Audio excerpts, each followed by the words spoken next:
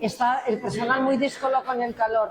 Bueno, Arratsaldeon, buenas tardes a todas y a todos, que con tanto ánimo estamos hoy aquí, a pesar del calor que está haciendo estos días. Bueno, cuando celebramos en Eibar, que muchas personas os acordaréis, el 23 de junio del 2019, cuando celebramos el 150 aniversario del Pacto Federal de Eibar, que tuvo lugar el 23 de junio de 1869, yo no sé si éramos conscientes en aquel momento de que iniciábamos una tradición que iba a ser propia y un signo de identificación y de pertenencia de lo que éramos, de lo que somos los federalistas o las federalistas del País Vasco UEF, y que inaugurábamos lo que íbamos a llamar el Día Federal o el Día del Federalista Federal de Eguna.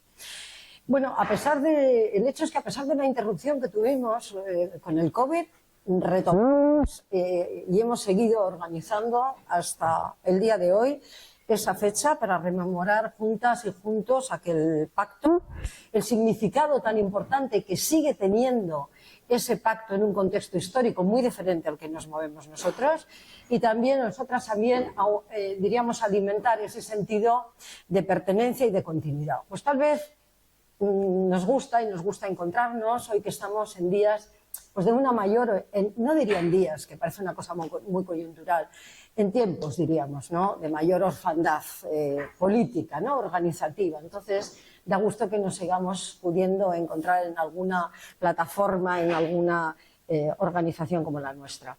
Bueno, es verdad que los federalistas no creemos mucho en la tradición como fuente de legitimidad, tenemos un pensamiento muy laico, pero sí es verdad que son ocasiones para fortalecer los ideales y la identidad federal y rescatar del olvido, yo creo, a quienes ya desde 1868 trataban de aportar soluciones a lo que era la cuestión, el problema de la diversidad territorial de España. Bueno, olvidos que son, yo diría que debidos por una parte a un olvido consciente por parte de lo que es el mundo nacionalista y un olvido ignorante realmente y banal muchas veces por parte de otras fuerzas o de otros agentes políticos que podrían tener una mayor conexión muchas veces con lo que es nuestro programa como federalistas, ¿no? Bueno, o sea que yo creo que es importante señalar que el federalismo en el País Vasco no es un producto de la ocurrencia de un grupo de personas que, si os acordáis, en octubre del 2018 constituimos federalistas del País Vasco, ¿no?, y posteriormente además ya UEF también, que tenemos raíces, que hay raíces en este país y que son raíces que provienen de tiempos, pues, en fin, tales como la vinculación que tuvo esta pulsión federal a un momento realmente de transformación que podía haber tenido España en aquel momento, como fue la llamada Revolución la Gloriosa de 1868, ¿no?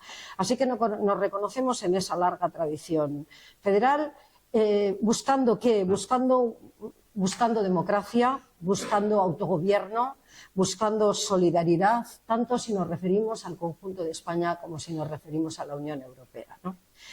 Bueno, pues en aquel pacto de Eibar de 1868, aquella noche de San Juan, que estuvieron tan iluminados, ¿verdad? Vamos a recordar algunas pequeñas cosas, aquellas que nos sirven de identidad y de guía también para el momento presente. Aquella declaración formal que se hizo en Eibar de los federalistas vasconavarros, Pues era una declaración formal de defensa de los derechos de los hombres, lógicamente como ciudadanos, pero una defensa importante de lo que era aquel nacimiento de un Estado liberal, ¿no?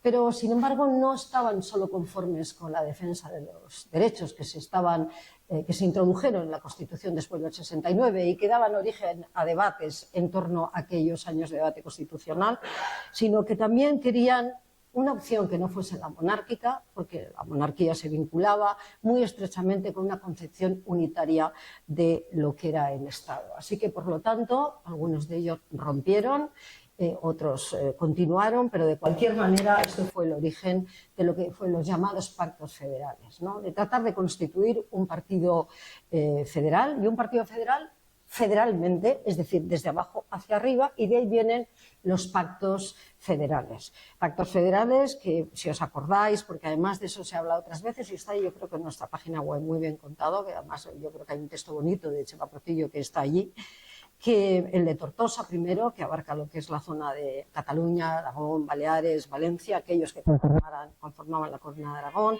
pero también la zona, también el de Córdoba, lo que eran, llamaríamos las Andalucías, y también la región de Murcia, el de Valladolid, las provincias castellanas. Siempre los castellanos un poquito más complicados y reacios a la cosa de la cultura y la sensibilidad federal. Yo creo que el centro, la posición geográfica, como diría Brodel, marca mucho también esas identidades generales y esas pulsiones generales que se ponen en funcionamiento. Naturalmente el gallego, que también hubo un pacto, se reunieron en La Coruña, Galicia, gallegos y asturianos. Y, por último, del que estamos hablando, que es el que nos concierne, ese pacto federal de vasconavarros en la ciudad de Eibar.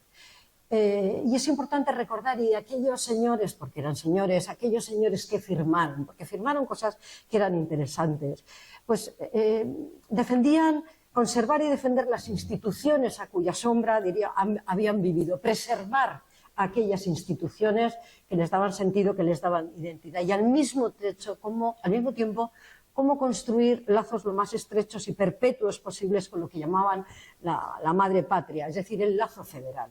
Así que moviéndose siempre en esas dos direcciones. Lo propio, lo que ahora llamaríamos lo que es nuestro régimen de autonomía, y el conjunto del funcionamiento del país. Y este yo creo que fue el punto de partida y que es fundamental.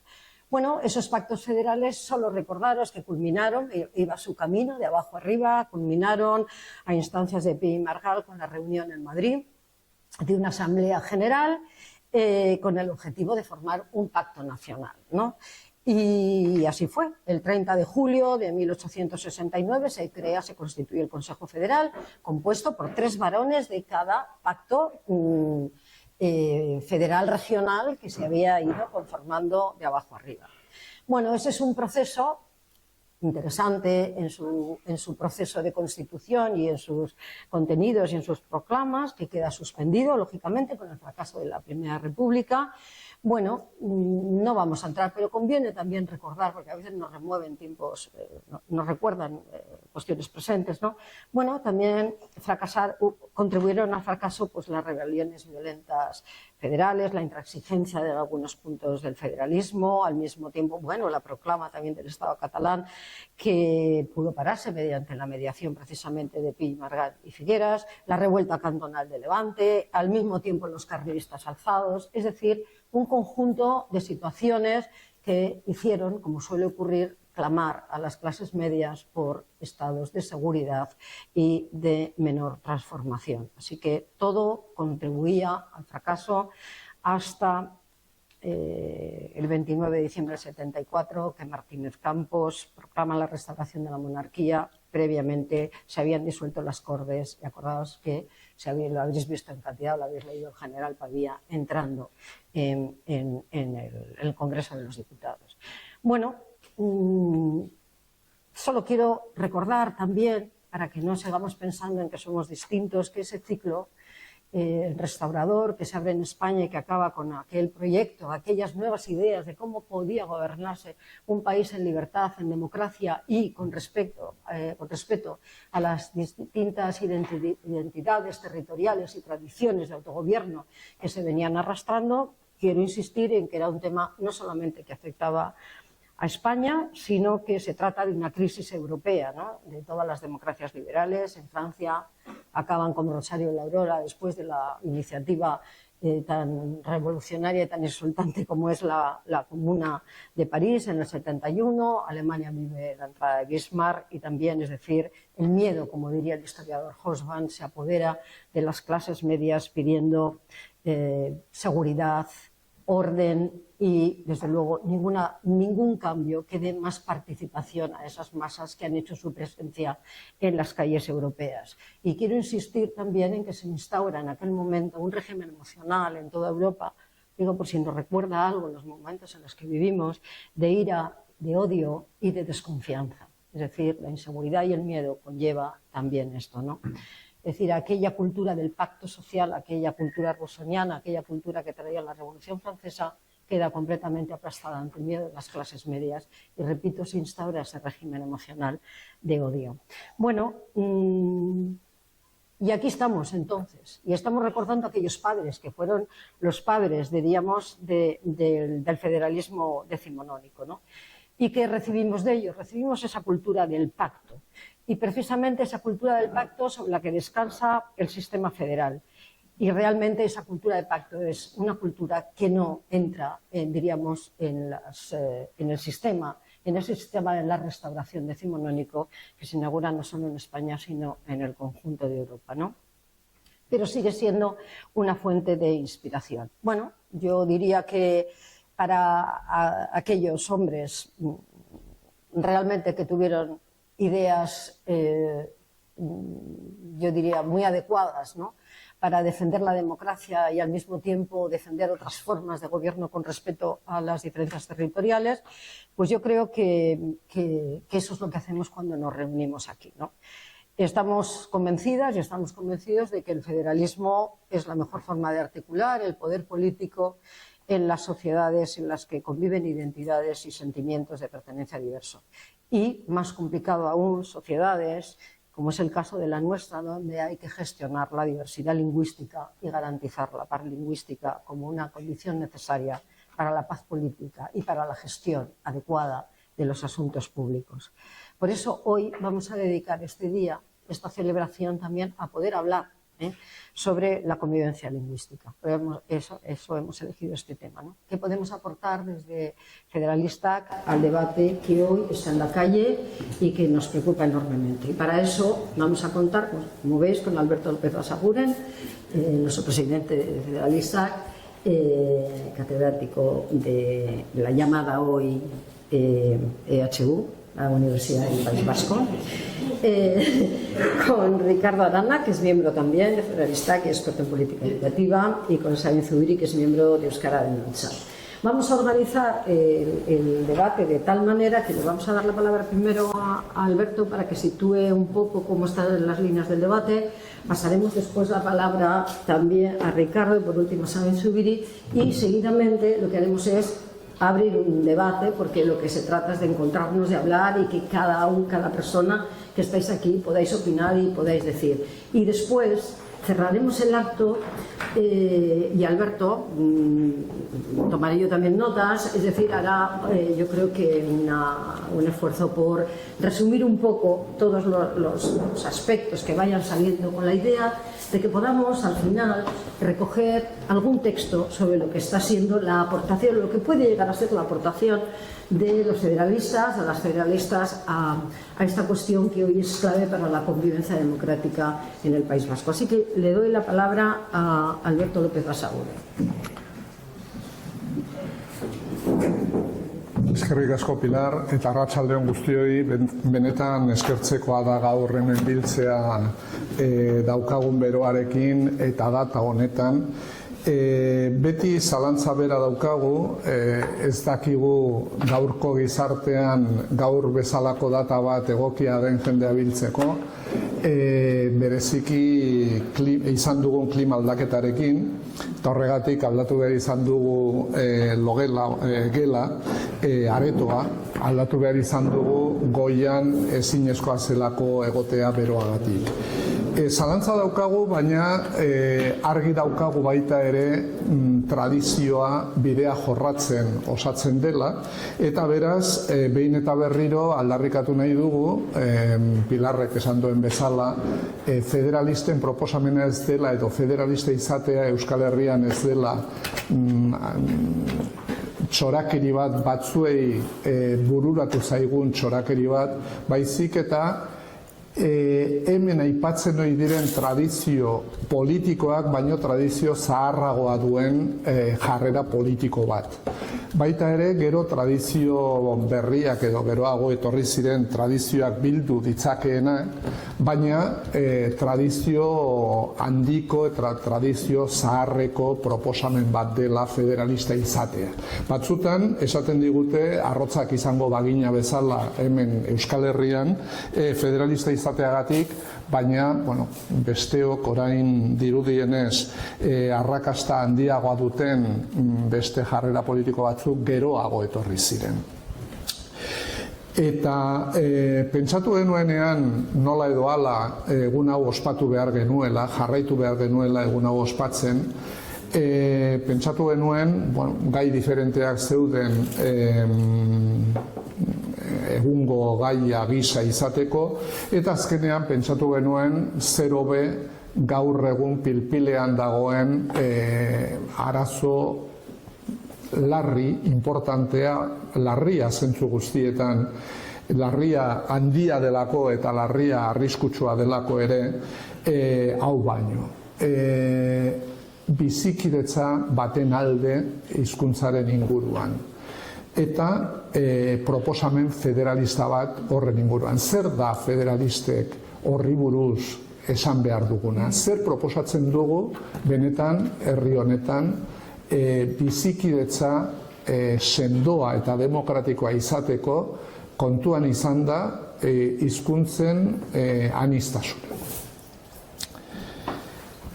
La elección del tema, teníamos varias propuestas encima de la mesa y pensamos que lo que en estos momentos, dado el debate y dadas las cosas que están ocurriendo en nuestro país, nada más apropiado que hablar o proponer hacer un acto en defensa de la convivencia en una situación de pluralidad lingüística y precisar, qué es lo que el federalismo, qué es lo que la Asociación de Federalistas tiene que decir sobre esta cuestión. Y creemos que para poner las cosas en sus justos términos es necesario tener puntos de referencia. Y el punto de referencia fundamental en esta cuestión es, ¿cómo han afrontado esta cuestión en el mundo democrático de mayor y más sólida tradición? ¿Cómo han afrontado la convivencia en una situación de diversidad lingüística? Y resulta que tenemos países con situaciones lingüísticas mucho más complicadas que la nuestra, muchísimo más, que llevan en algún caso más de un siglo, siglo y medio, 2 siglos y pico, de convivencia democrática estable sin fracturas en esa tradición democrática. Es decir, un sistema democrático ininterrumpido y países que son la referencia más importante en la garantía de la convivencia democrática en sociedades caracterizadas por una profunda diversidad. Y en este caso, a nosotros, al analizar este tema, nos corresponde analizar, qué ocurre en aquellas en que esa diversidad es de naturaleza lingüística. Es decir, países en los que conviven personas pertenecientes a diferentes comunidades lingüísticas, que tienen diferente lengua. Y la primera cuestión que a mí me suele gustar subrayar, aquí en este país hay sectores a los que pone muy nervioso escuchar los términos que voy a utilizar ahora. En todas las federaciones multilingües, que son el ejemplo más acabado del logro de una convivencia democrática en estabilidad política, en convivencia entre personas de diferentes comunidades lingüísticas, Lo que tienen claro en todos esos países es que en ese tipo de sociedades conseguir un equilibrado sistema lingüístico es condición indispensable de garantía de la paz política. La paz política, que es la que permite o la que impide, si se rompe, que haya una estabilidad democrática y un sistema democrático realmente sólido. Por tanto, cuando se pone en juego la convivencia lingüística, la convivencia entre personas de diferentes lenguas, cuando no se consigue un sistema que respete adecuadamente la naturaleza de las diferentes personas, de las diferentes comunidades lingüísticas, lo que se está poniendo en juego es la propia paz política. Y yo creo que eso no nos tenemos que cambiar, no nos tenemos que cansar de repetirlo y de subrayarlo. Lo que se puede estar poniendo en juego en este país es la paz política misma. Por tanto, quienes tomen determinadas medidas, y ahora entraré o luego entraremos en ello, tienen que asumir también la responsabilidad de las consecuencias que esas medidas pueden tener. En contra, luego entraré más al final, pero en contra de lo que en una intervención parlamentaria reciente en la comisión que estaba aprobando el informe para el Pleno del Parlamento sobre la reforma de la Ley de Empleo Público, sobre esta cuestión, una intervención que fue en euskera y ha pasado bastante desapercibida, porque a quienes más les puede interesar, probablemente mucha gente no entiende euskera, y quienes entiendan euskera no les interesa que esas cosas se sepan. Markel Olano, portavoz del PNV, del Partido Nacionalista Vasco, en esa comisión, dijo expresamente que los nacionalistas estaban ejerciendo su mayoría parlamentaria, hasta ahí ninguna objeción que poner, pero que a partir de ahí todo el mundo tenía que cumplir, tenía que respetar, utilizó el término, tenía que respetar lo que el Parlamento había decidido o iba a decidir. Lo que ocurre es que Markel Olano entendía el respeto como cumplimiento silencioso, también no solo por parte de la ciudadanía, no solo por parte de todas las personas, desconociendo los márgenes que en las sociedades democráticas las personas tienen para, sin incumplir las leyes, en lo que las leyes deben ser cumplidas, salvo riesgo de sanción, luego puede haber reacciones en las que realmente diluyes lo que esa reforma legal o esa ley pretendía. Es decir, en el ámbito privado, en un sistema democrático, la gente se toma la revancha de aquellas decisiones que no le gustan. Y eso es perfectamente legítimo democráticamente, aunque parece que Markel Olano cree que no. Pero decía una cosa más, bueno, decía varias cosas más, pero respecto al respeto. También los jueces tenían que respetar la reforma parlamentaria, la reforma que aprobaba el Parlamento, y por tanto parecía que no podían entrar a controlar si esa reforma legal era conveniente o no. Bueno, eso es lo que está en juego en este momento. ¿Qué es lo que ocurre en los sistemas, en las federaciones multilingües? En las federaciones multilingües el fundamento esencial es respetar la realidad sociolingüística y establecer un sistema legal que se adecue a esa realidad sociolingüística, de forma que las personas pertenecientes a las diferentes comunidades lingüísticas tengan los mismos derechos en el mundo público respecto a los poderes públicos. Y eso, todas las federaciones multilingües de gran tradición tienen responden al mismo modelo. Eso significa, yo lo he definido tradicionalmente como sistemas de separatismo lingüístico. A algunos la palabra esa de separatismo lingüístico les suena como muy agresiva o provocadora. ¿Qué significa esto? Significa que los poderes públicos se establecen tanto en las relaciones de la ciudadanía con los poderes públicos, como en el sistema de enseñanza, en los tribunales, etcétera, un sistema en el que las personas de cada comunidad lingüística pueden tener esas relaciones, también los medios de comunicación públicos, en la lengua, en su propia lengua, o aquí diríamos en la lengua de elección entre las lenguas oficiales. Es decir, hay un sistema educativo en el que se estudia en cada una de las lenguas a elección de los propios ciudadanos, pero hay un sistema educativo para cada una de las lenguas, o hay, mejor dicho, hay un sistema educativo en el que cada una de las lenguas oficiales es lengua de enseñanza. Hay medios de comunicación públicos en las diferentes lenguas oficiales y respecto a la relación con los poderes públicos, cada persona puede relacionarse en la lengua de su elección. Pero en el ámbito privado, cada uno elige la lengua en la que habla.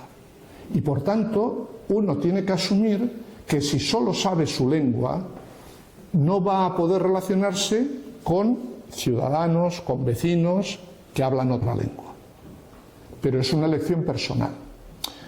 Este sistema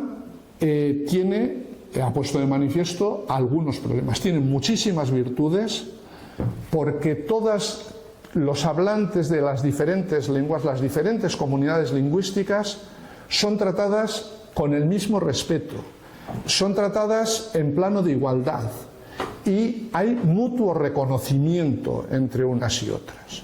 Es decir, en Suiza los hablantes, iba a decir alemán, hablantes de alemán, hablantes más bien de dialectos helvéticos, que bueno, con el Hochdeutsch a veces no son fáciles de comprender, pero bueno, los de lengua alemana, digamos, o las personas de lengua alemana,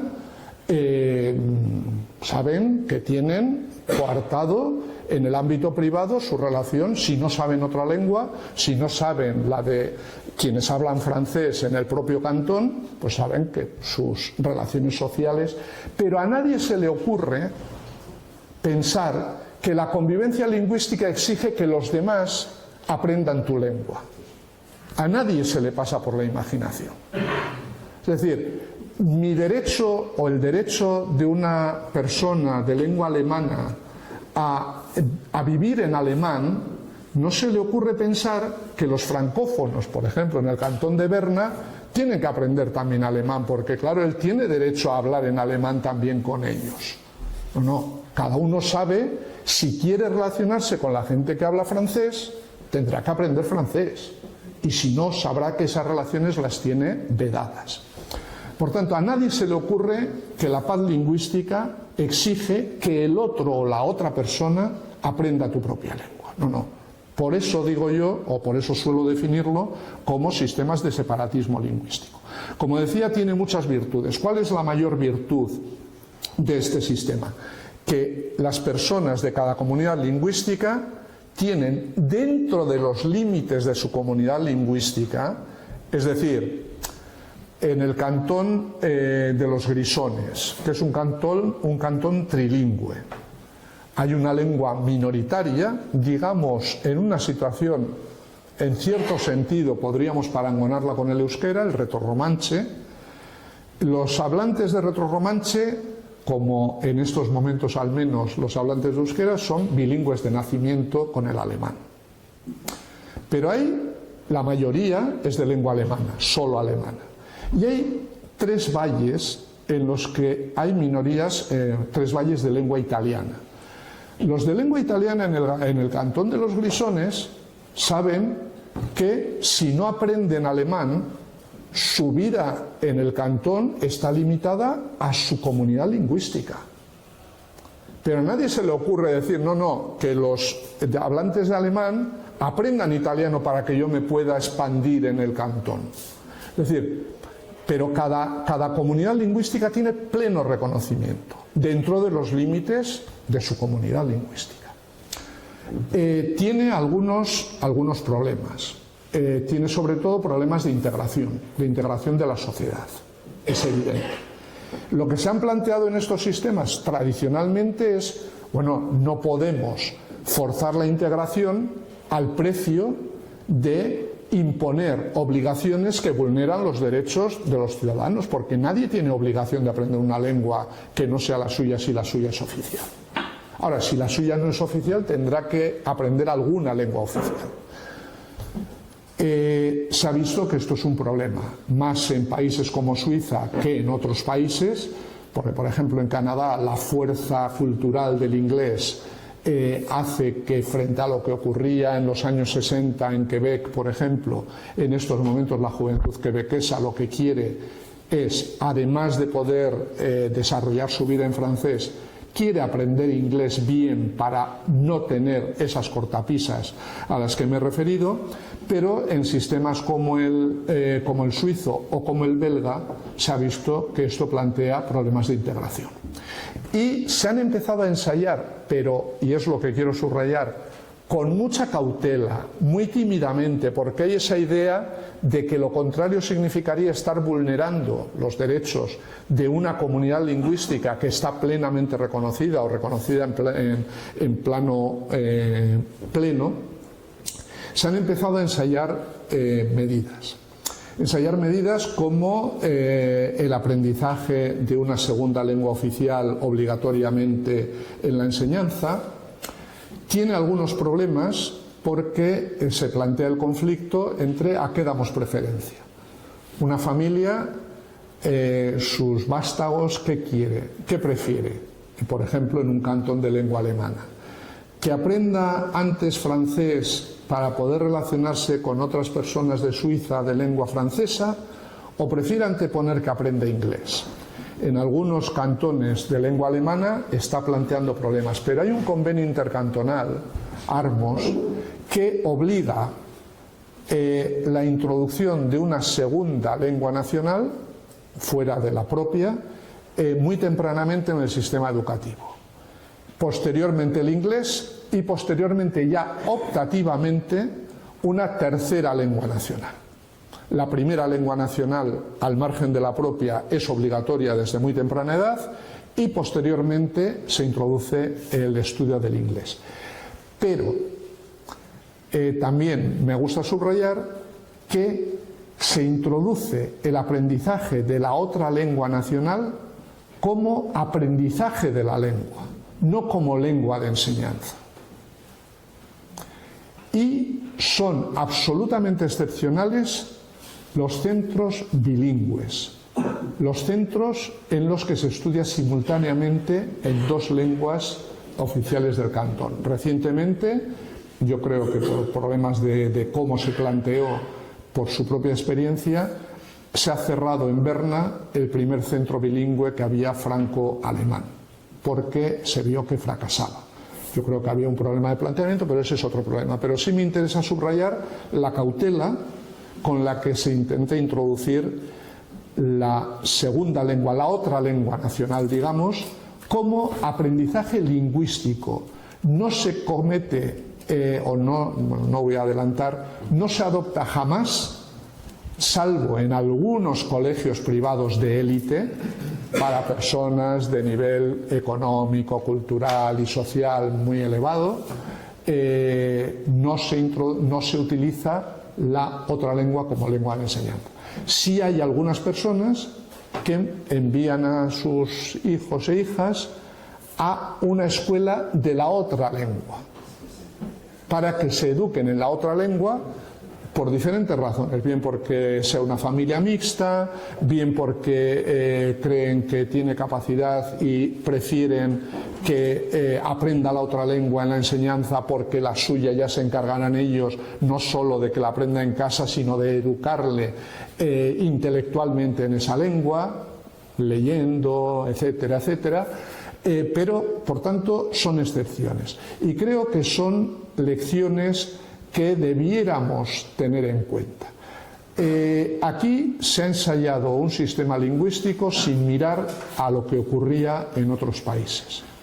Y creo que es conveniente mirar a otros países para no cometer errores y no creer que las cosas que se nos han ocurrido que hay que hacer no tienen problemas, son perfectamente gestionables, etcétera, etcétera. Bueno, no me voy a alargar más porque ya me he alargado bastante, me he desviado al principio, la fiebre me ha llevado a desviarme en lo que no tenía que hablar ahora, pero bueno, luego redondearé y para no quitar el tiempo a Ricardo y a Sara. Mila esker gonbitagatik eta saiatuko naiz labur egiten. Batez ere gela hau ez bihurtzeko logela, eta orduan jarraitu izateko. Bueno, como decía, siendo muy breve y además yo tengo un problema, que es que me expreso bastante mejor escribiendo que hablando. Y por lo tanto voy a ser un poco soporífero seguramente, intentaré ser lo más breve posible. Empezaré con una anécdota, por esto de ser un poco amable con el auditorio en respuesta a estar aquí. Yo estuve en el gobierno vasco durante 3 años y pico, y a las pocas semanas de estar, yo me encargaba del área de comunicación del Departamento de Educación, a las pocas semanas de estar vino la funcionaria que se encargaba de las publicaciones en el departamento, es decir, la que estaba de alguna manera, la jefa de servicio, vamos a llamarlo así, ¿no? Y ya habíamos hecho una cierta relación. Me acuerdo que una persona, además, muy vinculada a la cultura vasca, era sobrina, si no me equivoco, sobrina o nieta del Bersolari en Beita, y que tiene la escultura, la estatua en Arenal. Y se acercó, ya teníamos una cierta relación, y bueno, pues dijo, oye, Ricardo, ¿qué hago con esto? Y, a ver, ¿qué es esto? Pues estos son unos cuantos miles de ejemplares de un libro que se habían editado en el año 2007, y aunque se habían editado, estaban allí en cajones, en cajas, en un almacén del gobierno, aunque se habían editado en mediados del 2009, seguían sin distribuirse. ¿Qué había pasado? ¿Qué tenían esos libros tan magníficamente editados? Una edición, por cierto, bastante bien hecha. Una edición de un libro que era la compilación de un trabajo de decenas de personas durante más de un año, analizando el sistema bilingüe del País Vasco, el sistema educativo bilingüe del País Vasco. El título es Euskadi irakaskuntza aztergai. En castellano me parece que es Análisis de la educación bilingüe en el País Vasco, algo así. ¿Qué es lo que tenían aquellos ejemplares tan importantes? Bueno, pues tenían una reflexión bastante profunda, hecha por, como digo, unas cuantas decenas de expertos. Todos los que lo habían hecho eran bilingües. Todos se les podría denominar como euskaltzales, amigos del euskera, y yo creo que la inmensa mayoría eran nacionalistas. Pero no había gustado al consejero, pese a que el trabajo de recopilación estaba hecho nada menos que por el viceconsejero de aquellos momentos, que luego fue parlamentario por EH Bildu. Sorprendente. ¿Por qué? Pues porque aquel trabajo era un trabajo que reclamaba prudencia. Prudencia al sistema educativo. Prudencia para poder avanzar. Era básicamente la consigna más generalizada. Finalmente lo que hicimos fue repartirlo a los centros, no hubo más escándalo, no montamos ningún escándalo con aquel primer antecedente de un libro, de una investigación del propio gobierno vasco censurada. Lo recuerdo porque estamos en 2026, es decir, han pasado pues, casi 20 años de aquello, y ahora sí estamos con no con un ejemplo aislado, sino con una intervención sistemática de ocultación de datos, de investigaciones y de informes de qué es lo que está pasando en el sistema educativo con nuestra estrategia de bilingüismo. Una ocultación sistemática que empieza en el año 2016 con la ocultación del informe, bueno, con la no realización del informe, un informe europeo, el informe PIRLS sobre comprensión lectora, competencia lectora, aunque sobre todo comprensión en nuestros chavales. Un informe una situación que no gustó, y yo voy a decir por qué no gustó. Básicamente no gustó porque nuestros chavales son los que más horas dedican al estudio de las lenguas, los que tienen mejores condiciones, vamos a llamarlo así, objetivamente, de trabajo, los que tienen una mayor financiación en el sistema, sin lugar a dudas, los que están más tiempo en el sistema educativo, porque no hay que olvidar que nuestros chavales empiezan, el 95% de ellos empieza con 2 años en el sistema educativo. Y sin embargo, en aquel trabajo salimos en el último lugar con diferencia, todos los parámetros. No voy a extenderme en cómo fue el trabajo. ¿Cuál fue la decisión del gobierno? La decisión del gobierno fue doble. Uno, no hacer un informe específico que indagara en cuáles eran las razones de ese desastre. Dos, no volver a participar en esa investigación internacional. ¿Vale? Así que la siguiente investigación, que se hizo 5 años después, ya no tuvo una muestra significativa de la población vasca. No nos quedamos ahí. Hemos ido cada vez a peor. Cada vez a peor significa, por poner el último ejemplo, uno de los últimos ejemplos, el que en la última evaluación PISA no hay informe vasco. Todos los datos que tenemos del País Vasco, de lo que han hecho nuestros chavales en el informe PISA, es por el informe internacional o por el informe español. No hay un informe específico del País Vasco, por lo tanto no podemos ahondar en las razones de por qué estamos teniendo esos resultados. Me referiré a alguno de ellos de pasado. Y luego también el último ejemplo son las evaluaciones de diagnóstico. Nosotros empezamos a hacer evaluaciones de diagnóstico en el 2009. Fuimos innovadores en ese sentido y hicimos unas evaluaciones de diagnóstico que cogía a todos los chavales que estaban en cuarto de primaria, a todos, y a todos los chavales que estaban en segundo de secundaria, y les hacíamos unas pruebas para ver su competencia en distintos ámbitos: lingüística, matemática, científica, etc. Bien. Los primeros informes de las evaluaciones de diagnóstico que comenzamos en el 2009 tendrían entre 400 y 600 páginas. Vamos a poner una media de 500 páginas. Los primeros informes, 2009, al principio se hicieron anuales, 2010, 2000, luego nos dimos cuenta que hacerlo anual era un gasto excesivo y reportaba poco de interés, y los hicimos bianuales, ¿no? Se hacen bianuales. Bien. Repito, unas 500 páginas de información de cada informe. El último informe que hemos hecho, que ha hecho el Departamento de Educación, 2025, tiene 35 páginas. 535.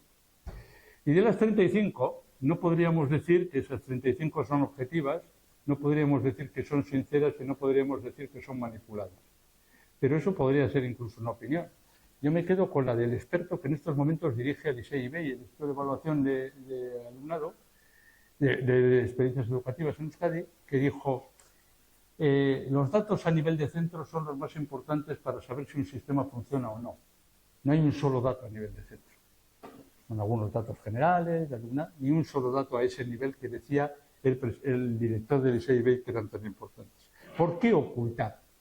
¿Por qué hacer la misma dinámica que hizo, exactamente la misma dinámica que hizo Donald Trump en los primeros días de legislatura, que lo que hizo fue arrasar con algunas bases de datos y que en Estados Unidos provocó una movilización de miles de voluntarios intentando rescatar esas bases de datos que no desaparecieran? Incluso me acuerdo de la anécdota de un investigador que llamó a su universidad diciendo: mañana van a borrar esta base de datos, por favor, ¿me podéis dejar no sé cuántos teras de información? ¿Me podéis dejar un disco duro con no sé cuántos teras? Porque mañana va a desaparecer esta información. Su universidad le dejó esos teras y afortunadamente esa información no se ha perdido, aunque se habrá perdido mucha. Aquí en el caso vasco pasa exactamente igual. Pero ¿por qué? Vamos al asunto. ¿Por qué ocultar esta información? Pues básicamente para ocultar que hay una estrategia que no está funcionando. Básicamente ese es el objetivo. No es porque seamos de por sí ocultistas, no, es simplemente que hay que no mostrar a la ciudadanía una estrategia, una política educativa que no está funcionando, y sobre todo por su vertiente lingüística. Y en ese sentido lo único que se nos ha ocurrido es hacer desaparecer la información. Claro, cuando hacemos desaparecer la información, la ciudadanía al final decide por sensaciones, por emociones, pero no por datos contrastados y objetivos. ¿Qué es básicamente lo que no funciona de esa estrategia lingüístico-educativa? Pues básicamente que lo hemos convertido en una estrategia única para una población que es diversa y plural.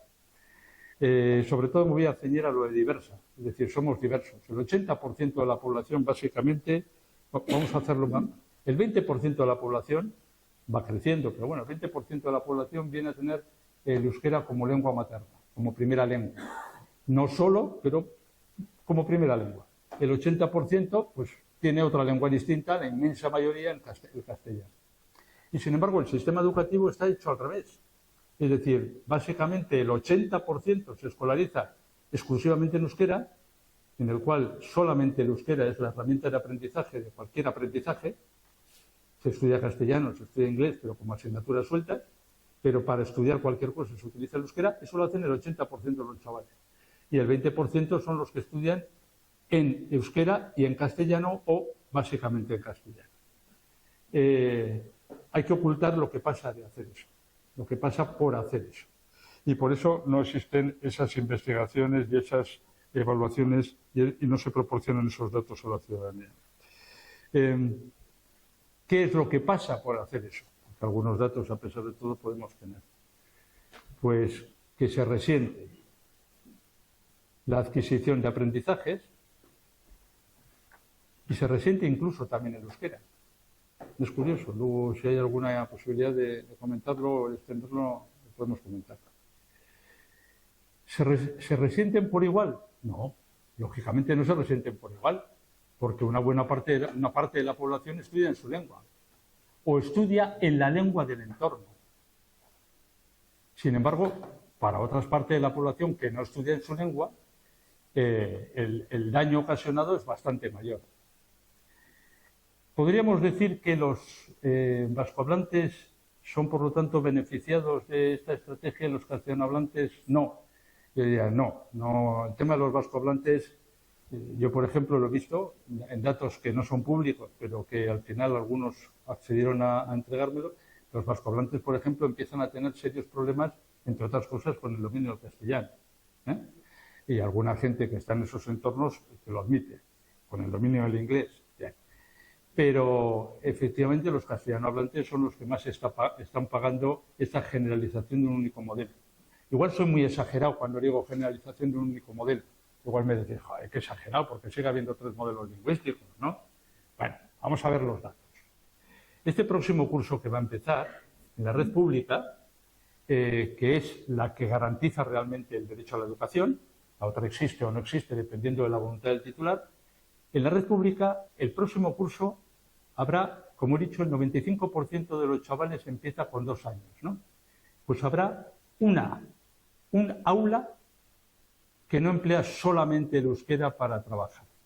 Está en la raya maestro, en un pequeño pueblito que utilizarán el modelo B, en el cual las 2 lenguas serán vehiculares para realizar aprendizajes. Todos los demás casos, en la red pública, todos los demás chavales que entren en la red pública empezarán en modelo D, independientemente de cuál sea su primera lengua y de cuál sea la lengua de su entorno inmediato. Eso es importante saberlo. Voy a ir un poquito más rápido. Si me avisáis un poco del tiempo, que yo creo que estoy ya teniendo que acabar. Voy a ir un poquito más rápido. Repito, ¿a todos les afecta por igual? Voy a poner otro ejemplo. No, a las élites no. A las élites no, porque las élites primero se pueden escapar de esto. Nosotros tenemos una escuela concertada, muy bien concertada, por otra parte, la mejor concertada de todo el Estado, la que más dinero recibe, y por lo tanto se pueden ir a otros modelos. Bueno, se les ha dado un toque de advertencia ahora con la PAU, en la cual les hemos dicho, mejor no sigáis por esa vía, porque por esa vía también os vamos a pillar. ¿Y qué significa que os vamos a pillar? Que no vais a poder acceder a la universidad. No creáis que vais a poder acceder a la universidad tan fácilmente como lo hacéis hasta el momento. Eso es lo que se les ha dicho. ¿Por qué? Porque hemos apretado en los requisitos. ¿Y por qué hemos apretado en los requisitos? Porque hemos aprobado hace 2 años y pico una ley que dice que todo nuestro alumnado tiene que tener, al finalizar la educación de la enseñanza primaria, un nivel B1 en euskera y en castellano, y todo nuestro alumnado tiene que tener, al acabar la enseñanza secundaria obligatoria, un nivel B2. Y algunos examinadores han pensado, con razón, si todo mi alumnado de secundaria tiene que tener un nivel B2, al final de bachillerato no le voy a pedir un nivel B2, le pediré un nivel C1. Y eso es lo que han hecho algunos de nuestros examinadores, algunos con muchísimo éxito, detectando enseguida quiénes son los más capaces de seguir con esa ruta. El próximo año va a ser un poquito más duro, porque el próximo año no solamente les van a examinar de contenidos, les van a examinar también de adhesión a la lengua. Y les van a poner problemas tan concretos, tan claros como, y si viene un amigo a vuestra cuadrilla de vascohablantes, si viene un amigo que no sabe euskera, ¿qué es lo que debéis hacer? Eso es uno de los ejercicios que está puesto como ejemplo para nuestros chavales que hagan la PAU el año que viene. Vale, no sé si alguien tiene la solución ya escrita, pero bueno. Me interesa, ahora sí que acabo enseguida, me interesa dos pinceladas con esto, con el B1 y con el B2. Sabemos, desde el año 2006, sabemos cuántos chavales aprobarían ese nivel B2 al final de la secundaria, independientemente de qué modelo lingüístico hayan estudiado. Lo sabemos por estudios. Un tercio. Lo sabemos, o sea, está tasado. Y además lo hemos comprobado en todas las demás evaluaciones que hemos hecho. Por lo tanto, estamos haciendo un sistema que sabemos que solamente sirve, en el mejor de los casos, para un tercio de los chavales. Y yo estaba hablando de las élites y quiero acabar un poco con quiénes, con los que son lo contrario de las élites, la gente que vive. ¿Quiénes serían estos? Hombre, pues evidentemente serían los recién llegados, los inmigrantes. Voy a decir dos apuntes para acabar de los inmigrantes. Uno, nosotros tenemos un problema con los inmigrantes. En los estudios que salen PISA, en las evaluaciones de diagnóstico, etcétera, tenemos un problema con los inmigrantes. ¿Cuál es el problema? Que nuestros inmigrantes, los que llegan a Euskadi, son los más tontos de todo el mundo. Ese es nuestro problema. Y alguien dice, que no puede ser que sean los más tontos porque si han venido a Euskadi es la mejor elección. Por lo tanto, no pueden ser los más tontos. Tienen que ser los más listos. Pero bueno, deben ser los más tontos por los resultados. Nosotros tenemos el peor resultado de alumnado inmigrante, desde luego, de toda España. No es eso lo más grave, sino que nosotros tenemos el peor resultado de alumnado inmigrante de segunda generación de toda España. Es decir, de alumnado que ya han nacido aquí, que son, les llamamos inmigrantes porque son de origen extranjero sus padres, pero ellos han nacido aquí, en España. Tenemos el peor resultado de toda España. Por lo tanto, algo estaremos haciendo mal. Pero me voy a meter ya con la última cuestión que tiene que ver con la inmigración. Lo último que se nos ha ocurrido es montarles un programa que se llama EUSLE y que está teniendo mucho éxito, porque ya están 130 grupos funcionando en estos momentos de EUSLE. ¿Qué hacemos con esos chavales en primaria? En primaria y en secundaria también, porque lo hemos ampliado a secundaria. ¿Qué es lo que hacemos con los chavales que llegan al sistema? Llegan en febrero al sistema y les ponemos a enseñar. Pues durante 2 años, o 3 incluso, les quitamos 10 o 12 horas a la semana. Un chaval está en primaria 25 horas, en secundaria 30, números redondos. Les quitamos 10 o 12 horas para aprender euskera. Es decir, a un chaval, voy a poner un ejemplo porque lo he tenido yo, hondureño, que te llega con una escolarización precaria. Su lengua es el castellano. La lengua de su entorno, yo estaba en Baracaldo, la lengua de su entorno es el castellano, su lengua materna es el castellano, la lengua de su entorno es el castellano. Le separo del grupo de sus compañeros durante 10-12 horas a la semana, casi la mitad de la jornada, para enseñarle euskera, durante 2 o 3 años. Les junto con sus compañeros para educación física, para educación artística y para lo que quede de otras áreas. Por lo tanto, si venía con una formación precaria en matemáticas, lo va a tener crudo en conseguirlo. Si venía con una formación precaria en su propia lengua y sabía escribir malamente, lo va a tener crudo para seguirlo. Eso es lo que nosotros hacemos con los más marginados del sistema. Estamos generalizando ese sistema en estos momentos con los que tienen la peor situación. Yo voy a acabar con una cosa que tiene relación, ahora se acabó, que tiene relación con lo que decía, la he buscado mientras hablaba Alberto, con lo que decía Alberto sobre la paz lingüística. Y es una frase de Michelena, yo creo que es del 90 y tantos, así, hablando del bilingüismo, y me encantaba la frase, dice, hay que evitar en lo posible roces innecesarios e indeseados, dice, porque los problemas lingüísticos se enconan y envenenan con facilidad y se convierten en disputas en que los insultos son las armas menos contundentes. Yo creo que la frase de Michelena la debiéramos recordar, aunque tenga más de 30 años de vigencia. Gracias.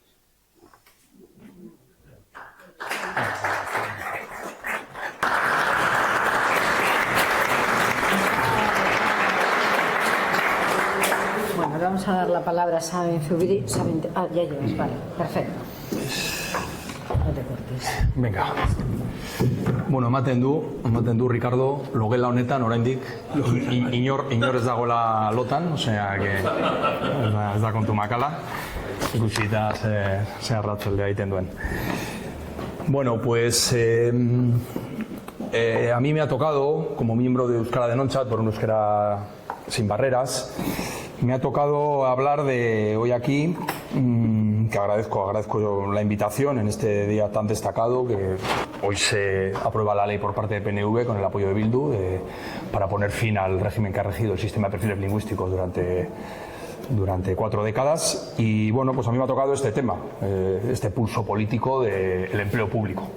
Y entonces, bueno, lo que me parece que puede ser útil es, para situar la propuesta federalista, es ver yo diría, 3 alternativas que hay en torno a cómo regular lingüísticamente el sector público. Entonces yo creo, bueno, voy a intentar caracterizar las 3 alternativas que tenemos. Estaría por un lado la idea de una administración monolingüe, una administración, aquí se habla en cristiano, hay una lengua que es común y obligatoria, y esa es la lengua en la que la gente tiene que relacionarse con la administración.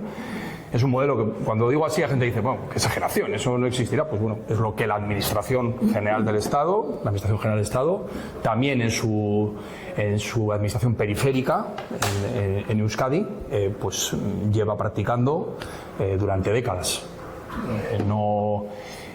Luego comentaré algunos tímidos intentos de cambiar esto, pero en principio incumpliendo la propia ley del euskera, porque la ley del euskera del 82, este consenso que se reivindica, recogía una disposición que obligaba a la Administración General del Estado en sus dependencias en Euskadi a atender el derecho de opción lingüística entre las 2 lenguas cooficiales.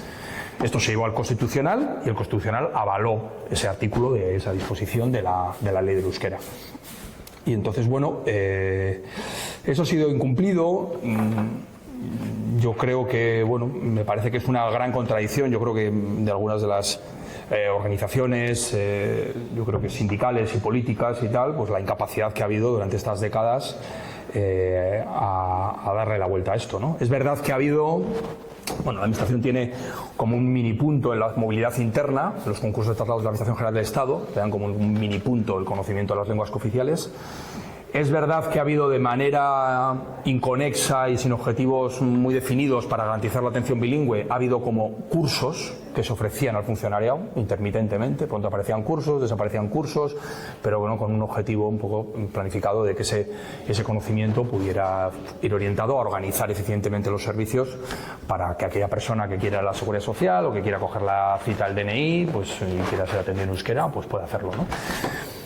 Hasta el punto ni se intenta que cuando llamas a los teléfonos de la Administración General del Estado en sus dependencias en Euskadi, es que las grabaciones telefónicas ni plantean la posibilidad del euskera, ni en el primer mensaje siquiera, o sea, que está planificado en ningún momento, ¿no? Es verdad que en los últimos años se anunció, o sea que fueron 2 mandatos cortos, el ministro Iceta anunció que iba a hacer un plan masivo de formación de funcionarios, de posibilitar la formación de los funcionarios de la Administración General del Estado. No ha tenido luego continuidad con los siguientes responsables, y hubo una idea especialmente, en mi opinión, especialmente interesante de la ministra Batet.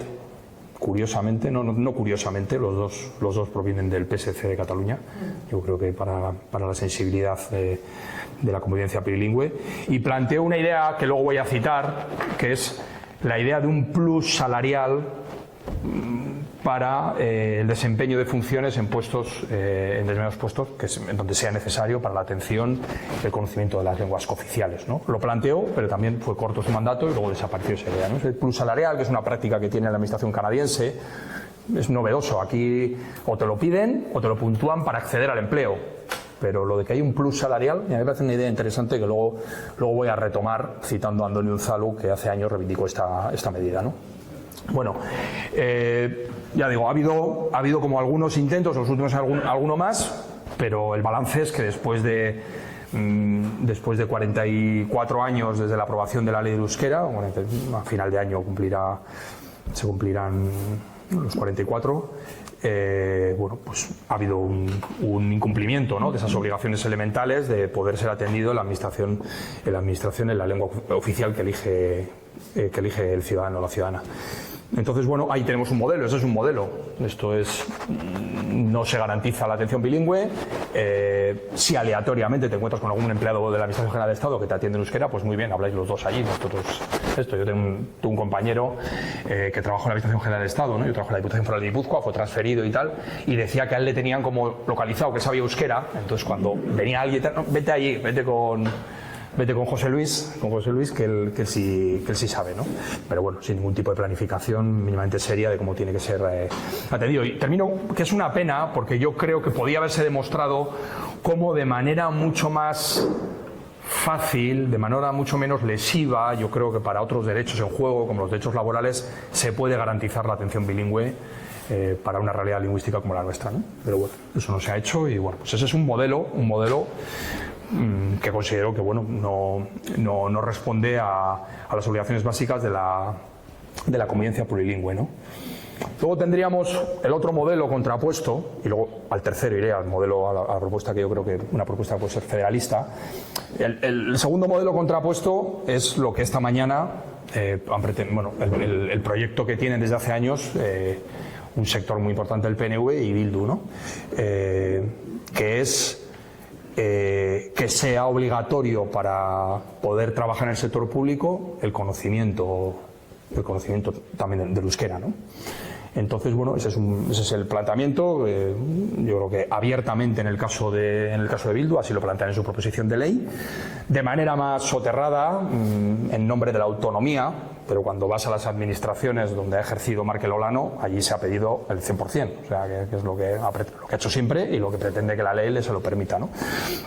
Entonces, bueno, aquí, claro, se plantea la idea de que la administración tiene que ser un arnasgune, ¿no? Lo curioso es que utilizan el concepto arnasgune cuando en principio el creador del concepto arnasgune, Mikel Zalbide, siempre dice que considera que eso no es un arnasgune. Él se refiere a los arnasgunes como aquellos pueblos, zonas territoriales donde hay una hegemonía total del euskera, ¿no? Dice que no debe ser utilizado para decir que la escuela o que el ayuntamiento tiene que ser un arnasgune, ¿no? Y él muchas veces se ha quejado de esto y ha dicho que no tiene que ser utilizado, pero bueno, así lo utilizan los promotores de estas medidas.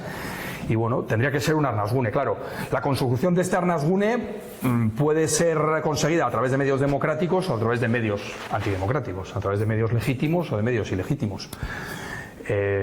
Yo creo que uno de los ideólogos precursores que estuvo en contra del planteamiento de la ley del euskera lo indicó Chillardegui, ¿no? Chillardegui, cuando se aprobaron las leyes lingüísticas bálticas, él hizo unos artículos diciendo que ese era el modelo. El modelo báltico, ese era el modelo, y no la floja ley del euskera de 1982, ¿no? Que reconocía derechos a los ciudadanos. Lo que hay que hacer es la hegemonía total de una lengua en un territorio y la exclusión de aquellos que no lo saben. ¿En qué se concreta esto en las leyes bálticas? Por supuesto, no trabajas en el sector público, pero no solo eso. Estás excluido de todo el sector privado que tenga atención directa a la ciudadanía. En principio tú no podrías trabajar en un supermercado, en hostelería. Yo he estado en Estonia y luego te dicen, no, en aquel supermercado no cumple la ley, allí trabajan rusos y no tienen, pero esto es ilegal, ¿no? Ya, pero como nadie quiere trabajar en el supermercado, pues ahí se quedan los rusos y tal, pero en principio está en contra de la ley lingüística, que dice que en todo puesto de atención directa, en la hostelería, en el comercio, también es obligatorio el conocimiento de la lengua báltica, cada una de las 3 repúblicas bálticas y tal, ¿no? Pero no solo dan un paso más. Las leyes bálticas, lingüísticas, lo que plantean es la negación de los derechos políticos, la negación de la nacionalidad a aquellos que, habiendo llegado a las repúblicas bálticas después de unos años ahí de la Segunda Guerra Mundial, pues no acreditan el conocimiento de las lenguas bálticas. Entonces, esto aquí hubo un intento hace años, no el sujeto activo, el sufragio activo, sino el pasivo. La Diputación Foral de Guipúzcoa, en la que yo trabajo, cuando estaba gobernada por Bildu, llevó una propuesta al Parlamento, el subdirector de euskera planteó que fuera requisito para poder ser concejal en Euskadi el conocimiento del euskera. O sea, sería la negación del sufragio pasivo, el poderte presentar a las elecciones si no sabes la otra lengua, ¿no? Bueno, esto es el planteamiento, en principio ideológico. Yo creo que ha habido medidas ilegítimas. Hace ya 10 años hubo un ERE en Radio Euskadi con la exclusión de un montón de trabajadores por la no acreditación del C2.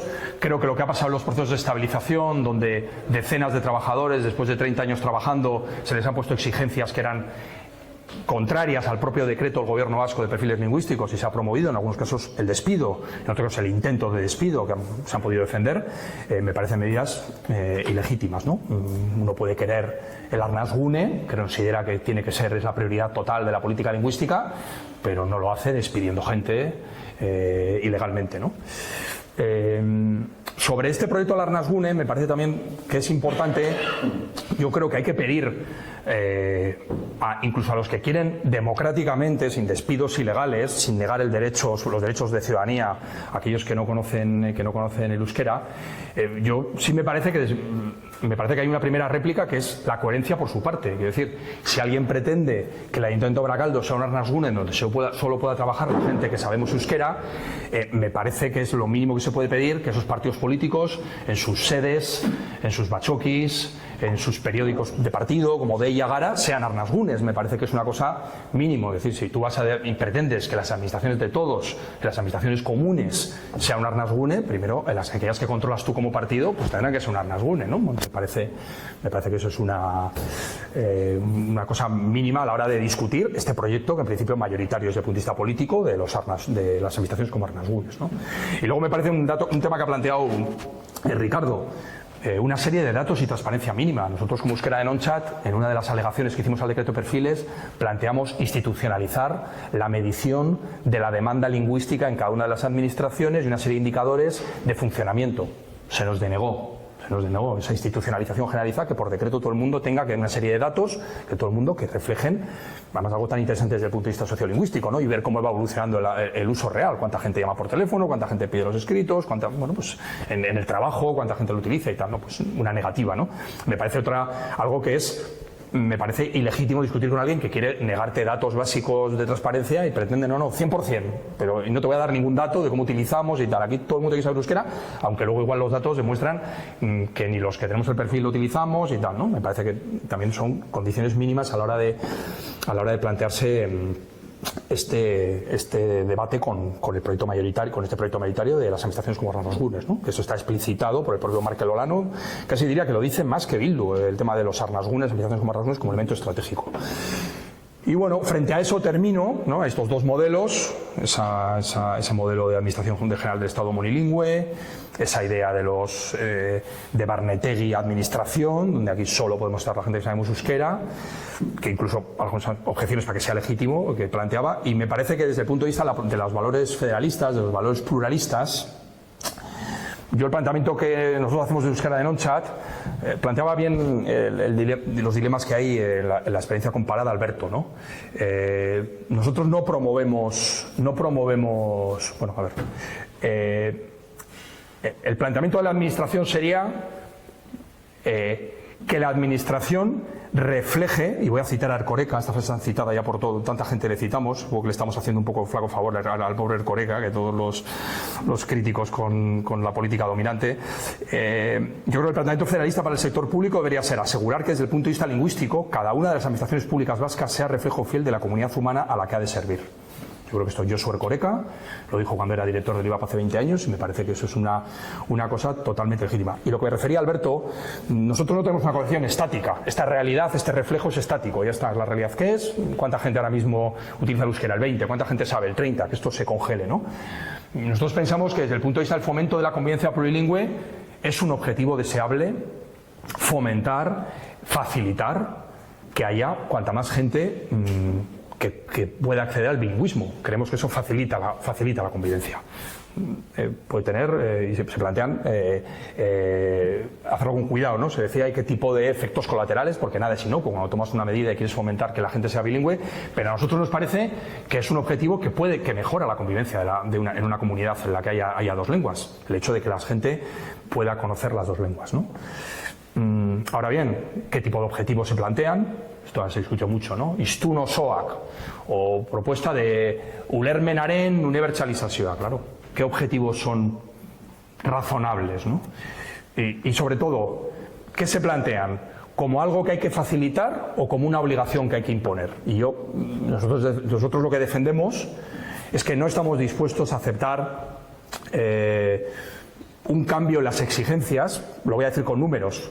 El sistema actual plantea unas exigencias, lo voy a decir con 3 datos, para ver cómo este es el sistema actual, el que se ha encargado esta mañana. El sistema que se ha encargado esta mañana, lo que plantea es que habiendo una demanda del uso del euskera en los servicios públicos, que por cierto, según la encuesta sociolingüística, es donde la gente más hablamos en euskera, más que con los amigos, más que con la familia, más que con los hijos, según la encuesta sociolingüística, donde más es en los ayuntamientos, es donde más se habla en euskera, la ciudadanía. Lo marca en un 22. Luego está Osakidecha, que lo marca en un 17, cuando la gente demanda. Y luego hay un teléfono Osakidecha cuando la gente realmente llama, no cuando lo pone en la ficha, pues que es un 11. Da igual, sea el 11, sea el 17 o sea el 21 de la encuesta sociolingüística, para esa demanda, el sistema actual plantea que el 53% de los puestos tiene que saberse euskera. Y somos en torno a un 20% de gente que tenemos esos perfiles. O sea, me parece que un sistema donde en torno al 15-20% de la gente demandamos euskera, el 20%, 20, 19, 21 tenemos los perfiles que se están pidiendo. Y se está pidiendo en un 53%, me parece que es un sistema razonable. Me parece que es un sistema razonable. Y plantear nuevas exigencias sin plantearse a tope la facilitación, el facilitar el aprendizaje del euskera, y no me quiero extender mucho, la página Euskera de Noncha son todas nuestras propuestas, lo resumiría que hay 4 barreras que tiene que solventar la política de facilitar el aprendizaje del euskera: el aprendizaje en libertad, el aprendizaje voluntario, el dinero. El estudio del euskera tendría que ser gratuito. Nosotros planteamos un sistema estilo escuela de idiomas, pagas 70 euros y si asistes a esta clase te devuelve los 70 euros. Ya está, un sistema así. Bueno, la escuela de idiomas no lo devuelve, nosotros planteamos que se devuelva. La barrera del tiempo. ¿Cuántas miles de horas son necesarias para aprender euskera? Pues tendría que haber un sistema de permisos, de liberaciones retribuidas para que la gente pueda aprender euskera. Eso es la apuesta que nosotros hacemos por facilitar el bilingüismo, el aprendizaje del euskera, ¿no? 2 barreras más. Hay una barrera que en muchas realidades de hablantes reales del euskera, hablantes o conocedores del euskera, no están reflejados en el sistema de perfiles. La gente que solo habla pero no escribe, en el caso de muchos euskaldun-sarras, que no son capaces de escribir, pero ellos hablan, o la gente que entiende, los belarriprés, la gente que entiende pero no habla, esos títulos no existen. O los niveles bajos que existen pero no cuentan para nada, el A1 y el A2, llenos de personas inmigrantes, mayoritariamente inmigrantes. Nosotros planteamos que esa barrera de que esa gente no encuentre un reconocimiento de que sus perfiles valen y cuentan para algo, pues es una barrera que hay que superar. Y finalmente está la barrera de cómo se accede a esos certificados, vale, que sean plurales, pero ¿cómo accedes? A través de un macroexamen en el BEC, para el cual estamos habituados personas universitarias, acostumbradas al estudio, pero mucha gente queda fuera de esos sistemas, que no sirven. Ellos son hablantes de su lengua, si hicieran pasar en cualquier comunidad a todo el mundo ir a macroexámenes, pues mucha gente que incluso su lengua materna, como pasa aquí con el euskera, no son capaces de pasar esos exámenes. Entonces los sistemas de certificación tienen que cambiar. Nosotros planteamos ahí, tenemos un padrino de lujo, que la propuesta se la copiamos a un exdirector de AVE, José Barquicia, con Ibarretxe y con Urkullu, y él plantea esa evaluación continua en euskaltegis, ¿no? Bueno, son medidas que lo que plantean es que para que esa realidad, ese país del que tiene que ser reflejo la administración evolucione hacia un mayor bilingüismo, lo que tiene que hacer es facilitándose el aprendizaje del euskera. Y mientras no haya todas esas facilidades, me parece que es una propuesta federalista, todas estas mayores exigencias, más leña al mono, más madera, me parece que son inaceptables. Son inaceptables porque lo que plantean es exclusión de la gente sin facilitarle su aprendizaje, ¿no? Me gustaría sobre esto dar un dato sobre, en principio, una estimación un poco casera que hacemos. Habría un tercio de la población vasca adulta que declaramos saber euskera. Habría otro tercio que en principio muestra interés, lo ha intentado y no ha podido, le gustaría si no tuviera problemas económicos de tiempo para hacerlo, le gustaría. Y luego hay otro tercio de la población adulta que en principio vive al margen, no está dentro de sus inquietudes el aprendizaje del euskera, ¿no? Yo me doy cuenta muchas veces que hablando en esto de la política lingüística hay como una visión de no, es que hay que hacerle la vida imposible al tercio que no quiere que viva al margen del euskera para ver si finalmente o se va o se ve forzado a aprender. Y muchas veces le replico, digo, oye, ¿por qué no nos centramos en ese tercio de personas adultas que ha fracasado por el camino, que lo ha intentado, que no ha podido, y tenemos medidas para facilitarlo? ¿Por qué no nos centramos en eso, no? Entonces, bueno, pues la respuesta ha sido, pues no, sobre estas medidas no ha habido cambios y hoy lo que han dicho es más madera, teníamos unas reglas para que fuera proporcional, pues las vamos a quitar. Y termino sobre esto, he dicho antes un zalu, ¿no? El sistema, dicho los términos de Erkoreka, y que es el espíritu de los que pactaron este sistema, era muy bonito. Pero Antonio Unzalu, en un lúcido artículo, El plus del euskera, ya dijo que eso era la teoría del sistema, que la práctica del sistema. Y tiene gran legitimidad ese artículo, primero porque utilizó un estudio hecho en el IVAP sobre una OPE organizada por el Partido Socialista en la época de Patxi López, en ese gobierno, ¿no? Estuviste, ¿no, Ricardo? Pues en ese gobierno. Se hizo una gran OPE y se estudió, se analizó qué perfil de gente intentaba acceder, que creo que había un 30 y pico % de la población tenía perfil lingüístico, de los aspirantes tenían perfil lingüístico, y se fijaron que luego al final del proceso el 92 de los que sacaron tenían perfil, solo un 8 no tenían el perfil, ¿no? Entonces, bueno, Antonio Unzalu, que había sido asesor de aquel gobierno, dijo, nosotros hicimos aquello, respetamos los índices, la valoración como mérito la bajamos a la horquilla más pequeña y aquí no se coloca casi nadie, ¿no? Este sistema hay que replantearlo porque tenía un buen espíritu, pero la mínima evaluación con cualquier política pública dices, oye, aquí todos éramos muy buenos, todos queríamos viva la pluralidad y tal, pero luego no está funcionando así. Y bueno, y en ese sentido me parece una gran oportunidad, el gran error político que me parece que comete el PNV y Bildu, tenían la batalla esta ganada y bueno, el sistema en la práctica estaba funcionando para sus objetivos y bueno, han decidido cargarse el sistema y creo que es una oportunidad para otros sectores sociales, sindicales y políticos pues de decir, bueno, pues el sistema ya no queremos volver en los mismos términos, porque a veces hay un discurso que caemos mucho, a veces lo hemos hecho en euskera de no-chat. No, pues el consenso y que vuelva el consenso. No, los valores y el espíritu de aquel consenso sí, pero la letra pequeña y las trampitas que se fueron metiendo, no. Ese sistema, entonces yo lo que planteo es que he intentado dar algunas pinceladas de cómo serían esas prioridades, pero todo el sistema de exigencias con aquel espíritu sí, pero la letra hay que tocarla para que dé verdaderamente los resultados que tan lúcidamente y tan pluralistamente planteó Josu Erkoreka. Y termino con una idea, las alianzas para todo esto. Yo creo que las reflexiones más lúcidas históricamente, habéis citado a Michelena antes, yo creo que las reflexiones más lúcidas a favor de la convivencia plurilingüe han venido del nacionalismo, destacadamente el nacionalismo heterodoxo de Euskadiko Ezkerra. No es casualidad que tanto con el gobierno del Partido Socialista como gobiernos de PNV haya habido responsables de cargos de Euskadiko Ezkerra en aquellas políticas. Creo que es donde más se hizo unas reflexiones interesantes, pero del nacionalismo democrático, Michelena, el propio Erkoreka al que estamos citando, yo creo que hay valores y hay visiones que son muy compartibles desde una visión federalista, pluralista de convivencia. Y creo que es una alianza fundamental a la hora de enfrentarnos a la alianza de esta mañana, que es otro nacionalismo, el de Bildu, con sus diversidades internas, pero con su hegemonía clara, y el del PNV, más pendular, con más sectores, pero claramente el que tenía el timón esta mañana, pues es el sector que es. Y eso nos ha tocado, no se eligen, los momentos no se eligen ni las batallas que ellos han elegido esto, y lo que toca ahora, yo creo que desde la perspectiva federalista, es actuar, que no pase como si no hubiese pasado nada. Yo creo que es una formalización muy grave de una visión muy excluyente del país y creo que tiene que ser respondida en consecuencia. Así que animo a que dejéis vuestros datos en la página Euskera Nonchat, os metéis en Google, os apuntáis de vuestros datos, recibiréis información de nuestras actividades y es momento de actuar. Yo creo que estamos ante 2 años fundamentales a la hora de este pulso. Los sectores pluralistas o el federalismo pluralista sea el que consiga hacer avanzar sus posiciones. No soy excesivamente optimista, pero creo que ellos no están tan fuertes como aparentan en todo este tema. O sea que animo a que demos batalla democrática en este tema.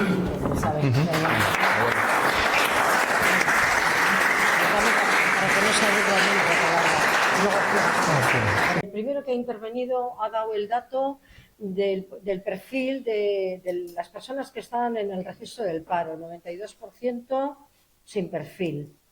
Me preocupa que el euskera esté actuando como una barrera, construyendo barreras de clase, sin tener que ver directamente con la renta, y barreras de racialización, porque también se va dando que es la población inmigrante y en las cuidadoras se ve con muchísima claridad. Es decir, aumenta lo que es esa perspectiva racial de la exclusión. Y ahora... Yo quiero muy brevemente intentar responder a 2 o 3 cuestiones de fondo que creo que había en las intervenciones. La primera, el euskera, la discusión lingüística, no está funcionando como un problema de comunicación. Nosotros no tenemos un problema de comunicación que estamos intentando resolver. Nuestra política lingüística hoy, no en el 82, en el 82 queríamos construir una,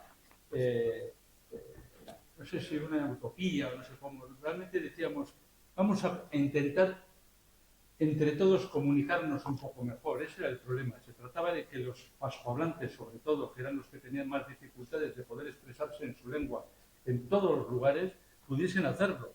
Y pudiesen hacerlo sin que aquello supusiese una pérdida de derechos de los castellanohablantes.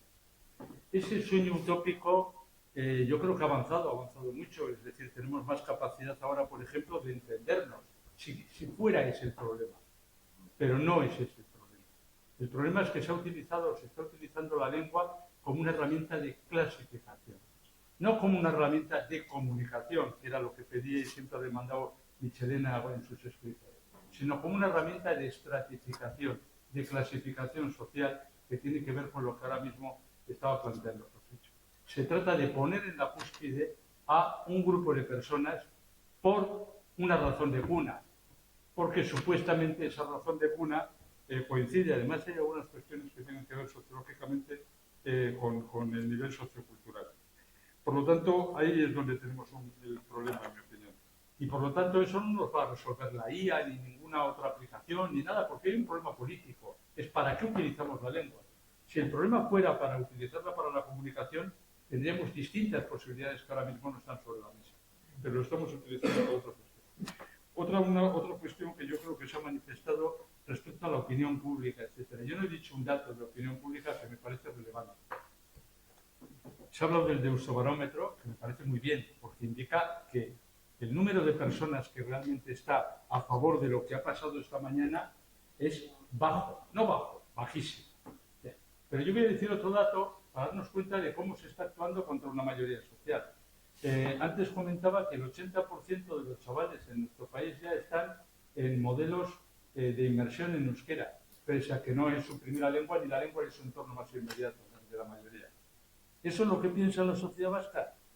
Hace 4 años, el Esforo Monzón Lab, que yo creo que ya el nombre ya dice de por dónde van los tiros, que era un gabinete sociológico, junto con un grupo de profesores de la universidad, del colectivo Parque Altus, desde hace tiempo ya hace lo que se llama el naciómetro.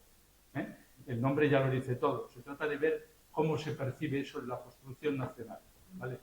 Hizo un trabajo, el naciómetro, y le salía lo siguiente. El 39% de la población pensaba que lo que había que hacer en educación era un modelo básicamente de inmersión en euskera. Sobre todo, no lo decían totalmente, pero sobre todo estudiar en euskera, el 39%.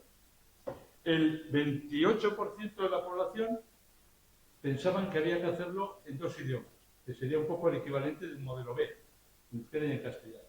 Y el 27% de la población pensaba que había que hacerlo solamente en castellano. Ese informe fue confeccionado por alguien que no tiene ningún viso de ser antinacionalista, ni antivasco, ni nada por el estilo. Todo lo contrario. Todo lo contrario. Le salía eso. ¿Por qué con ese dato el 80% de nuestros alumnos está estudiando exclusivamente euskera? Por la presión social y política que ejercen determinados colectivos y por la ocultación de los datos que se está realizando de forma sistemática. Y también por la percepción, y con eso ya sí acabo, de que igual esto, sobre todo para determinados grupos sociales, igual sirve para colocarnos mejor. Entonces, si sirve para colocarnos mejor, vamos a sufrirlo y a hacerlo. No para incrementar el conocimiento y sobre todo el uso del euskera. Porque el sistema, sobre todo hay una cuestión, el sistema no está funcionando ni siquiera para el euskera. Os doy el dato, con esto acabo. Hace 15 años podríamos estar hablando de un 60% de alumnado en formato de inmersión, estudiando en euskera. El número total de alumnado que estaba en el nivel inicial de euskera era el 30%. Es decir, con un 60% de gente estudiando solamente en euskera, había un 30% del total que no pillaba nada de euskera. ¿no? Ahora tenemos, como digo, el 80%. El número de gente que está en el nivel inicial es el 50%. No está sirviendo ni para el euskera, como decía hoy, no está sirviendo ni para el euskera, ni está sirviendo para el resto del aprendizaje, ni siquiera para nuestra élite, ¿eh? Y acabo ya con el último dato. Nuestros centros públicos, en el informe PISA, nuestros centros públicos están en los peores lugares de conocimiento en matemáticas, en lenguas, etcétera, de todos los peores. Nuestros centros privados, concertados y magníficamente pagados, están en los últimos lugares. No en los penúltimos, no, en los últimos lugares si miramos al resto de sus compañeros de centros concertados de toda España. No está sirviendo para nada el sistema. Ni para el euskera, ni para el conjunto de aprendizaje, solamente está sirviendo para una cuestión, para clasificar a la sociedad vasca. Y lógicamente, en el último lugar están los últimos que llegan. Y en el lugar más alto parece que están los que han debido vivir aquí, con perdón, desde que vivíamos en las cuevas, ¿eh? Que debe ser ese el medio. Pues nada. Venga, sí. Tengo que poner esto. Sí. Está conectado, ¿no? Sí. No, este que está verde. Toma. Vale. A ver, con algunas cosas, Javi, a ver, un matiz, el dato, los datos de Lanbide sobre personas paradas, el 90% declara no saber euskera. No saber euskera. No. Ese 8 que sí declara, alguno tendrá perfil, otros no, porque declaras. Tú declaras que sabes y luego ya el perfil que tengas. Pero bueno, por cierto, son datos de hace unos años. Tienen como 5 o 6 años, pedidos por comisiones. Esto es otra falta de datos. Yo creo que Lanbide todas las administraciones vascas deberían incluir la perspectiva lingüística, lo mismo que hay otras perspectivas, la perspectiva de origen, perspectiva de género, y creo que debería haber muchos datos con perspectiva lingüística. Creo que nos ayudaría a conocer mucho mejor el país, cómo va evolucionando lingüísticamente, los distintos grupos sociales, cómo están y tal. Y bueno, creo que Lanbide debería publicar estadísticas de oficio, no a petición, rogando y pidiendo por parte del sindicato. Pero bueno, a ver, evidentemente hay una estratificación social brutal con este tema. Creo que se calcula, estamos en torno al 17% de empleo público, ¿no? 17% del empleo público, y eso que tenemos bastante empleo del sector público subcontratado. De entrada, la mitad del sistema educativo. Eso no cuenta como son parapúblicos, son como parapúblicos allí. Esto, pero bueno, cuenta ya mucho menos. Como somos la mayor red concertada, pues ya eso te baja mucho esto. Estaríamos, o sea, para hacer términos homogéneos, no sería el 17, ¿no? Pero bueno, el 17 es la cifra oficial, 170.000 puestos de trabajo. Y el otro día, en la OPE de Osakidecha, el dato es que fueron 100.000. O sea, otro 10% de la población allí, el 10% de la población activa, aspiraba allí, daban otro día de noticias, era 100.000 personas, ¿no? Pues evidentemente aquí lo que está en juego es el sector público. Porque yo alguna vez, yo cuando discuto con gente, sinceramente, yo me gusta decir que creo que hay taliboinas, hay gente súper integrista, que antes era mucho peor lo que hacían, y siempre los conocemos en el país, se dedicaban a la exclusión y a poderse a la eliminación del vecino. Luego hay otra gente que es aprovechategui, pero luego hay un grupo que verdaderamente tiene una visión agónica muy preocupada, ¿no? Entonces yo a veces debatiendo con ellos les digo, oye, pero ¿no pensáis que sería mucho más importante que la gente de euskaldun estuviera, no sé, en bares, en tiendas, más que en el servicio de contabilidad interna del ayuntamiento, que no hablas con nadie, que estás allí haciendo papeles y tal? O sea, ¿no pensáis que sería mucho más importante que este tercio de la población que somos euskaldun estemos en sitios mucho más intensivos lingüísticamente? Creo que a ti, José, te he oído alguna vez, deberíamos estar en parques, jugando con los niños a la tarde, haciéndoles ahí, tal, ¿no? Yo me cuento a veces amigos de Icastolas de la margen izquierda, privadas, que no encuentran profesor de ajedrez que sepa euskera o monitor de no sé qué, pues igual ahí deberíamos estar, ¿no? No en el servicio de auditoría interna como yo, de la Diputación, o sea, que no hablo con nadie, que hago informes allí. Entonces, bueno, yo creo que hay ahí, ahí en un sector de manera declarada y en otro sector un poco ciego, porque a veces hablas con ellos y dices, no, pues igual es verdad, ¿no? Igual es verdad, pues sí, pero es que la estrategia se está llevando impulsada por fuertes intereses, claramente, y privilegios. Me suele gustar el ejemplo ya, el colmo, que es cuando el perfil va en contra de la atención lingüística, que es lo que pasa en Osakidecha, debería pasar en la Ertzaintza hace años, que es que el que tiene perfil, gracias al perfil, consigue venirse al ambulatorio Baracaldo. Y queda el médico argentino, se queda en el, decía Ochandiano que en Ochandiano el médico que hay no sabe euskera. Pues es que, no sé si es argentino o no, pero bueno, le han dejado a Ochandiano, en el pueblo Ochandiano, donde es mi mamá, han dejado que no sabe euskera. Es que allí tiene que haber un médico sin duda en euskera. Y en Baracaldo también, pero no tendrá que ser los 10 médicos del ambulatorio. Valdrá con que sean 3 o 4, ¿no? Entonces, bueno, ya es la paradoja de que el perfil te vale para que no vayas al consultorio para atender al pueblo de Ochandiano, donde está Ochandiano y sus hijos, y lo suele decir en los discursos, es que mis hijas no les pueden atender. Claro, pero es que el sistema es que incluso va contra esto. Y si hubiera sinceramente un interés organizativo, pues haríamos cosas básicas. Se han planteado otras. Eso ya es un poco el futuro, ¿no? No sé si será ciencia ficción de pasado mañana. Igual estamos ya cerca de esto que plantea de la IA, ¿no? O sea, hoy en día, ahora mismo esto, para algunas cosas sí, pero para la atención directa no. Y a ver, se ha hablado de conductores. Pues hombre, yo conductores B2 ni siquiera oral. Me parece que un conductor tiene que hablar, suele hacer la broma de no hablar al conductor, ¿no? Se dice no hablar al conductor y dices, pero cuando al conductor le preguntas algo, le preguntas cuánto cuesta, cuál es la parada, cuál es el horario. O sea, el tipo se tiene que manejar en unas frases muy limitadas. Sí, el oral y tal. Pero bueno, he querido darle un paso más de que justo el B2 me parece que puede tener un curso de las 30 frases que tiene que saber un conductor y de las que puede hablar. Y fuera de eso, Ospa, que yo no vengo aquí a hablar más contigo más que de esas 30 frases, ¿no? Pero bueno, luego creo que se hablaba el tema de que no se consigue adhesión. Eso es un error que a veces dicen, no, es que a través del sistema de perfiles y las obligaciones generales vamos a conseguir que el euskera sea como el alemán en Frankfurt. Y digo, no se va a conseguir a través de perfiles y exigencias lingüísticas que sea algo ambiental, no como el alemán en Frankfurt o como el euskera en Abachisqueta, pues que es algo que todo el mundo te habla en euskera, que todo el mundo está en euskera y está por todos los lados.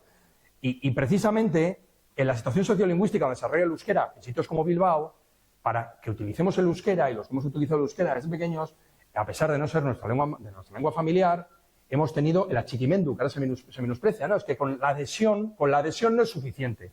Hay que tener obligación, imposición, ¿no? Tú en un sitio donde la hegemonía es el castellano, salvo que tengas una adhesión a esa lengua, pues mucha gente, de hecho los estudios de Yurrebaso lo que indican es que muchos hablantes en euskera, a pesar de tener más facilidad de hablar en castellano, utilizan el euskera por una adhesión a la lengua.